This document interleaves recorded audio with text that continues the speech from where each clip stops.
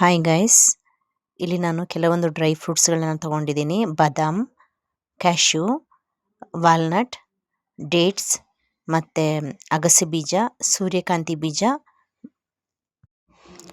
Pumpkin seeds. Dry fruits ಆರೋಗ್ಯಕ್ಕೆ ತುಂಬ ಒಳ್ಳೆಯದು. ನಾವು ಅದನ್ನು ಹಾಗೆ ಸೇವಿಸ್ಬೋದು. ಆದರೆ ಇವತ್ತು ನಾವು ಸ್ವಲ್ಪ ವೆರೈಟಿಯಾಗಿ ಡ್ರೈ ಫ್ರೂಟ್ಸ್ ಲಾಡು ಮಾಡೋಣ. ನಾವು ಈ ಡ್ರೈ ಫ್ರೂಟ್ಸನ್ನು ಪೌಡರ್ ಮಾಡ್ಕೋಬೇಕು. ಅದಕ್ಕೋಸ್ಕರ ನಾವೇನು ಮಾಡೋಣ, ಅದನ್ನು ಹುರ್ಕೊಳ್ಬೇಕು. ನಾನೀಗ ಒಂದೊಂದಾಗಿ ಡ್ರೈ ಫ್ರೂಟ್ಸನ್ನು ಹುರ್ಕೊಳ್ತಾ ಇದ್ದೀನಿ. ಮೊದಲನೇದಾಗಿ ಕ್ಯಾಶ್ಯೂನ ಚೆನ್ನಾಗಿ ಹುರ್ಕೊಳ್ತಾ ಇದ್ದೀನಿ. ಈ ಥರ ಹುರ್ಕೊಂಡಾಗ ನಮಗೆ ಬೇಗ ಪೌಡರ್ ಮಾಡೋಕ್ಕೆ ಈಸಿ ಆಗುತ್ತೆ. ಈ ಲಾಡು ಮಾಡಲಿಕ್ಕೆ ನಮಗೆ ತುಂಬ ನೈಸಾಗಿ ಪುಡಿ ಬೇಕಾಗಿಲ್ಲ, ಸ್ವಲ್ಪ ತರಿಯಾಗೇ ಬೇಕು.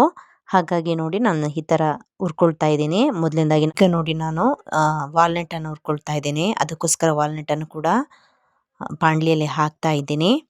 ಹಾಕಿ ಅದನ್ನು ಕೂಡ ನಾವು ಸರಿಯಾಗಿ ಹುರ್ಕೊಳ್ಬೇಕು. ಇದರಲ್ಲಿ ಸ್ವಲ್ಪ ಈ ವಾಲ್ನಟಲ್ಲಿ ಸ್ವಲ್ಪ ಎಣ್ಣೆ ಜಾಸ್ತಿ ಅಂಶ ಇರೋದ್ರಿಂದ ನಾವು ಸ್ವಲ್ಪ ಜಾಸ್ತಿ ಹುರ್ಕೊಂಡ್ರೆ ಒಳ್ಳೆಯದು. ಒಮೆಗಾ 3 ಅಂಶ ಇದರಲ್ಲಿ ಜಾಸ್ತಿ ಇರೋದ್ರಿಂದ ಹೃದಯದ ಆರೋಗ್ಯಕ್ಕೂ ಕೂಡ ವಾಲ್ನಟ್ ತುಂಬ ಸಹಕಾರಿ.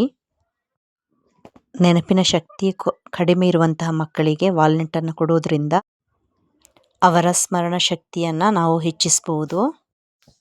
ಹೆಣ್ಣು ಮಕ್ಕಳ ಕೂದಲಿನ ಬೆಳವಣಿಗೆ ಕೂಡ ಇದು ತುಂಬ ಸಹಕಾರಿ.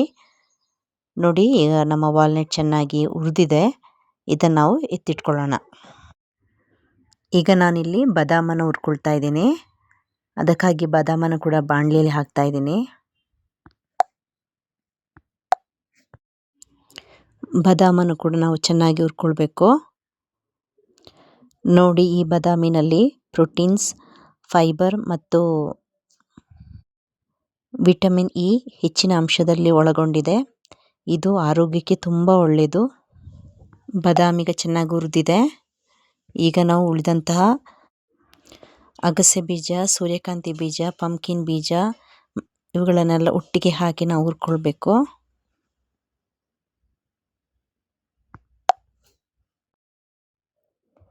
ಇವುಗಳನ್ನು ಕೂಡ ನಾವು ಚೆನ್ನಾಗಿ ಹುರ್ಕೊಳ್ಳೋಣ. ಚೆನ್ನಾಗಿ ಫ್ರೈ ಮಾಡಿಕೊಳ್ಬೇಕು. ಈ ಬೀಜಗಳಲ್ಲಿ ಎಣ್ಣೆ ಅಂಶ ಕೂಡ ಜಾಸ್ತಿ ಇದೆ. ಜೊತೆಗೆ ಇದು ನಮ್ಮ ಮಕ್ಕಳ ಸ್ಮರಣ ಶಕ್ತಿಯನ್ನು ಹೆಚ್ಚಿಸಲಿಕ್ಕೆ ಸಹಾಯ ಮಾಡುತ್ತದೆ ಮತ್ತು ಹೃದಯದಕ್ಕೆ ಆರೋಗ್ಯವನ್ನು ನೀಡುತ್ತೆ. ಕೆಟ್ಟ ಕೊಲೆಸ್ಟ್ರಾಲ್ನಿಂದ ಬರುವಂತಹ ಹೃದಯ ಸಂಬಂಧಿ ಕಾಯಿಲೆಗಳನ್ನು ಕೂಡ ದೂರ ಮಾಡಲಿಕ್ಕೆ ಈ ಬೀಜಗಳು ನಮಗೆ ಸಹಾಯ ಮಾಡುತ್ತವೆ. ನೋಡಿ ಗೈಸ್, ಈಗ ಇದೆಲ್ಲ ಚೆನ್ನಾಗಿ ಹುರ್ಕೊಂಡಿದ್ದೀವಿ. ಈಗ ನಾವು ಇದನ್ನು ಎತ್ತಿಟ್ಕೊಳ್ಳೋಣ.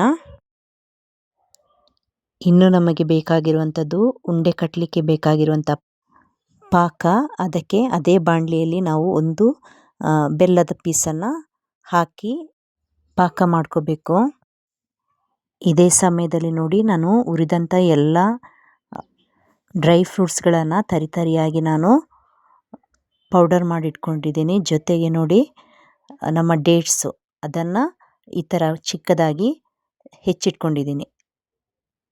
ನೋಡಿ, ಈ ರೀತಿ ಸಣ್ಣ ಸಣ್ಣದಾಗಿ ನಾವು ಹೆಚ್ಚಿಟ್ಕೋಬೇಕು.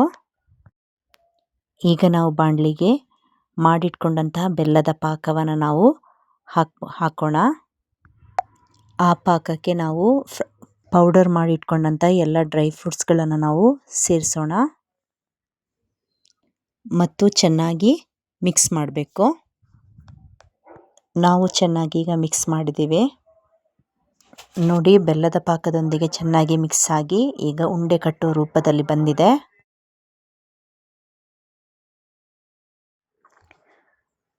ನೋಡಿ, ಒಳ್ಳೆ ಬಿಸಿಯಾಗಿದೆ.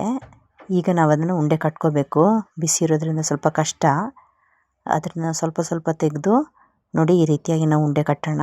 ಫಸ್ಟು ಶೇಪ್ ಇರೋದಿಲ್ಲ, ಆದರೂ ಪರವಾಗಿಲ್ಲ. ನಾವು ಬಿಸಿಯಿಂದಲೇ ಸ್ವಲ್ಪ ಈ ರೀತಿ ನಾವು ಉಂಡೆ ಕಟ್ಕೋಬೇಕು. ನಮಗಿಷ್ಟವಾದ ಗಾತ್ರದಲ್ಲಿ ನಾವೀಗ ಎಲ್ಲ ಡ್ರೈ ಫ್ರೂಟ್ಸ್ ಪುಡಿಯನ್ನು ಉಂಡೆ ಕಟ್ಕೊಳ್ಳೋಣ.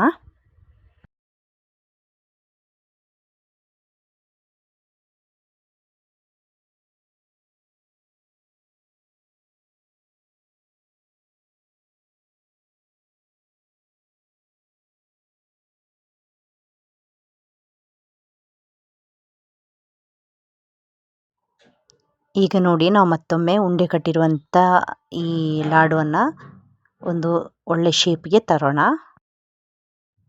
ನೋಡಿ ಈಗ ಇದರ ಬಿಸಿಯೆಲ್ಲ ಹೋಗಿ ತಣ್ಣಗಾಗಿದೆ. ಈಗ ನಮಗೆ ಸೂಪರಾಗಿ ಉಂಡೆ ಕಟ್ಟಲಿಕ್ಕೆ ನಮಗೆ ಆಗ್ತಾಯಿದೆ. ಸರಿಯಾಗಿ ಒಂದು ಶೇಪ್ ಕೊಟ್ಟು ಎಲ್ಲವನ್ನು ಒಂದು ಪಾತ್ರೆಯಲ್ಲಿ ಜೋಡಿಸಿಡೋಣ. ನೋಡಿ ಈ ರೀತಿ ಗಾಳಿ ಆಡದೇ ಇರುವಂಥ ಡಬ್ಬಿಯಲ್ಲಿ ನಾವು ಮಾಡಿಟ್ಕೊಂಡಾಗ ಎಷ್ಟು ದಿನ ಬೇಕಾದರೂ ಇದನ್ನು ನಾವು ಕೆಡದಂತೆ ಉಪಯೋಗಿಸ್ಕೋಬೋದು. ಸರಿಯಾಗಿ ಶೇಖರಿಸಿಟ್ಕೊಂಡ್ರೆ ಅದು ಹಾಳಾಗೋದಿಲ್ಲ. ಆಗ ನಾವು ಎಷ್ಟು ದಿನ ಬೇಕಾದರೂ ಇದನ್ನು ಉಪಯೋಗಿಸ್ಕೋಬೋದು. ಮತ್ತು ನಮ್ಗೆ ಯಾವಾಗ ಬೇಕಾದರೂ ಏನಾದರೂ ತಿನ್ನಬೇಕು ಅಂತ ಅನ್ನಿಸುವಾಗಲೆಲ್ಲ ಇದನ್ನು ತಗೊಂಡು ತಿನ್ಬೋದು. ಬಾಯಿಗೆ ರುಚಿಯನ್ನು ಕೊಡುತ್ತದೆ, ಜೊತೆಗೆ ದೇಹಕ್ಕೆ ಆರೋಗ್ಯವನ್ನು ಕೂಡ ನೀಡುತ್ತೆ. ಮಕ್ಕಳಿಂದ ಹಿಡಿದು ದೊಡ್ಡವರ ತನಕ ಎಲ್ರಿಗೂ ಕೂಡ ಇದು ಇಷ್ಟವಾಗುತ್ತೆ. ಎಲ್ಲರೂ ಕೂಡ ಇದನ್ನು ಇಷ್ಟಪಟ್ಟು ತಿಂತಾರೆ. ಹಾಗಾಗಿ ನಾವಿದು ಮಾಡಿಟ್ಕೊಂಡಾಗ ಯಾವುದೇ ರೀತಿಯಾದಾಗಿ ವೇಸ್ಟ್ ಆಗುತ್ತೆ ಅಂತ ನಾವು ಚಿಂತೆ ಪಡೋ ಅವಶ್ಯಕತೆ ಇಲ್ಲ. ಚೆನ್ನಾಗಿ ತಿನ್ನೋಕ್ಕೆ ಇಷ್ಟಪಡ್ತಾರೆ.